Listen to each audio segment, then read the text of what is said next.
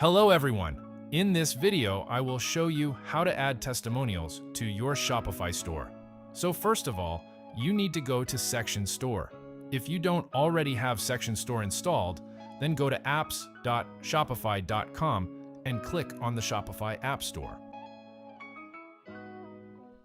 From there, search for Section Store.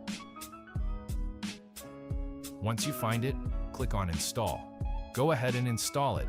It's free to add to your store. Once it is installed, go back to your Shopify admin panel, open Apps, and click on Section Store. Now inside the app, use the search bar and look for Testimonials. Select the testimonial section you like. It usually costs a small fee, for example around $9, but once you purchase it, you own it forever. After purchasing, you can easily add it to your Shopify theme. Just insert it into your store and customize it based on your design preferences. You can edit the layout, style, and content, and choose different testimonial designs depending on how you want it to look on your website.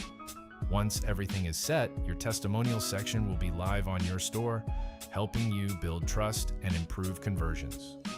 So that's pretty much it.